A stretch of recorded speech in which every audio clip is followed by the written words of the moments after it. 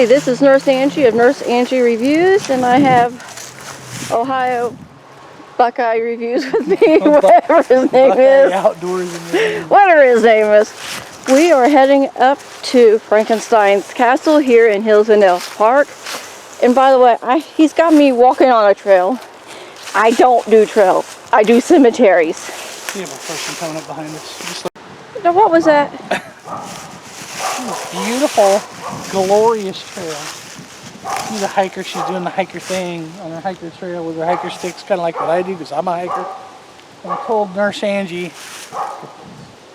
dog, shut the up.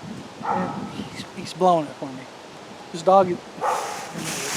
Well, you know something? I don't do hiking trails. I do cemeteries. They have walnuts and ginkgos that smell like crap. I don't know why that woman, I guess that was her long-standing joke. It's like, how can I always get back at the cemetery forever? For hundreds of years, I keep planting ginkgo trees. God. Okay. After somebody got me on this stupid trail, here is Frankenstein's Castle. Okay, we are at the base of Frankenstein's Castle. The story of Frankenstein's Castle is in the Haunted Ohio books, and we'll show you which book and within the ISBN number of it. So we're going to walk around it, and it is fall, and somebody's having too much fun out here.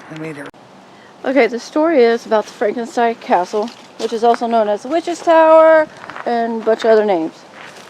There were some teenagers that came up here to get out of a lightning storm. And lightning just happened to strike it, and one of the people were killed.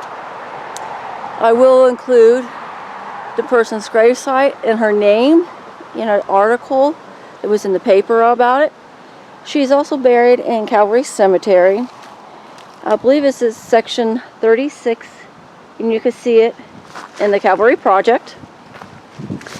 Supposedly on a rainy night, you're supposed to be able to see their ghosts of the death of the teenager that died.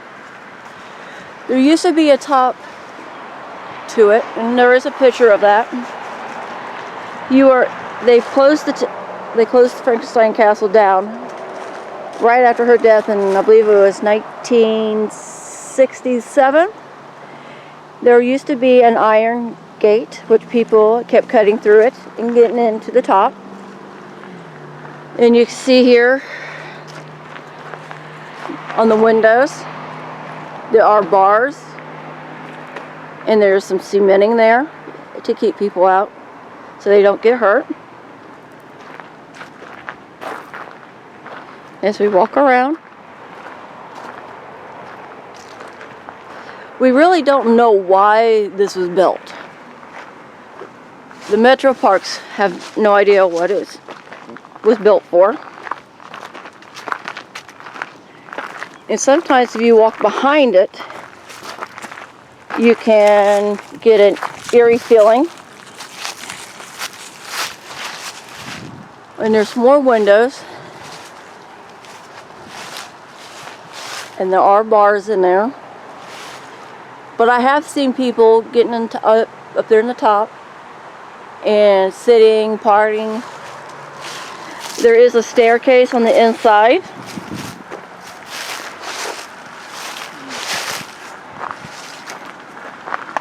And you can see there is some graffiti, which is quite popular. And I do believe there's a bunch of graffiti on the top there. Let's see, where's... Let me talk about my little bit here. There's graffiti here, there. Yeah, go ahead. Yeah, so everybody, this is something I want to point out, is if you peel back, this lower half about 8 foot down is completely covered in paint. If you look above that, that's natural stone up there. If I was to take back all this paint, you would see nothing but graffiti. Places like this are historical and they're important, and they need to be conserved and preserved. if you see somebody doing something like that to a place like this, you need to say something. If you're not saying something, you are a part of the problem. I used to patrol this park heavily. You can see where the paint is coming off and literally exposing all the old graffiti because there's no way to clean it. So, see something, say something. Okay. And there are more hiking trails to get up here. I do believe that's part of the trail that somebody got me on, which I'm not happy. And there is a nice campsite down there. Not campsite, but picnic area. Which the park has nicely rebuilt, made it nicer. But here is another side of the tower.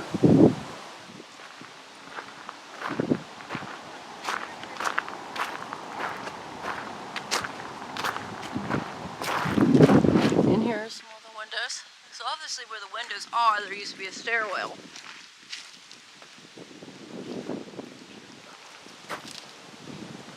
That's not going to reach in there. It is a little. You may not see it on the camera though. Let's say try it now. Somebody has to play with their flashlights. Okay, you can see a little bit in there with the flashlight.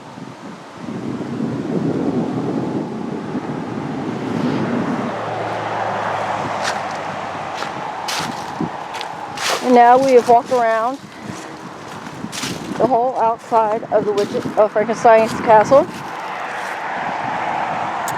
You can see a golf course, which is community golf course. There used to be steps that you could use to go up, but the Metro Park's trying to preserve this area.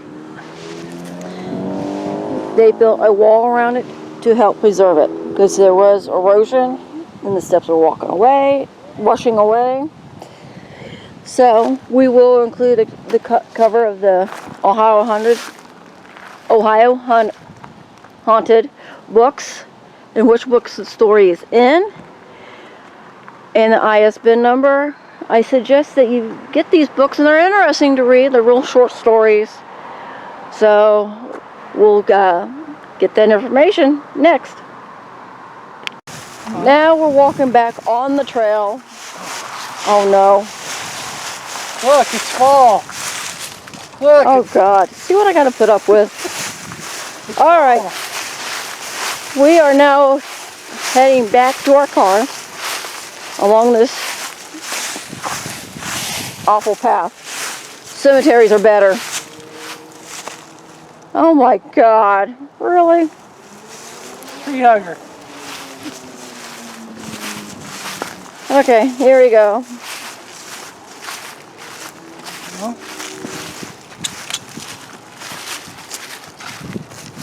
good. Oh, you're like zooming in on me. No, you're walking in on me. I'm walking in on you. And see that mansion up there, everybody? I'm just going to say it because I'm no longer with the parks.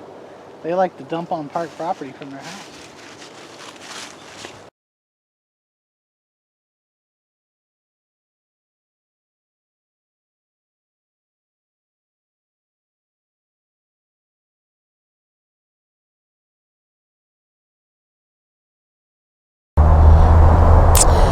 Miss Peggy Ann.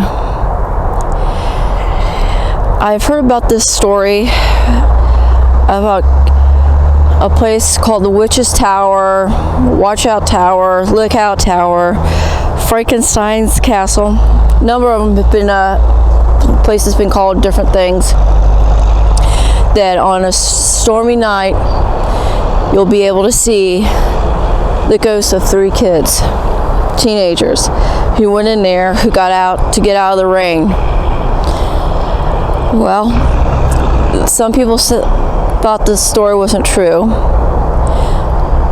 but I have talked to a Kettering fire department, a firefighter, paramedic, who responded to the scene and said it was true. This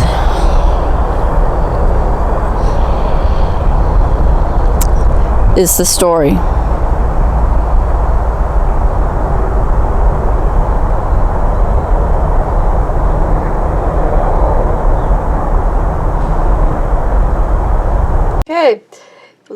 Frankenstein's Castle can be found in Ohio, A Haunted Ohio, book number 3.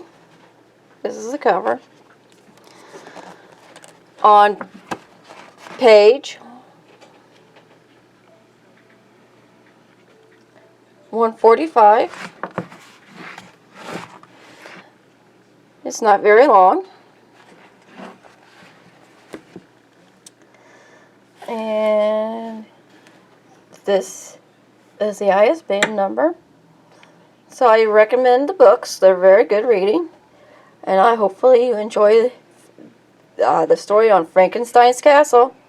Hit the subscribe button, notification, and the like. Alright, have a good one.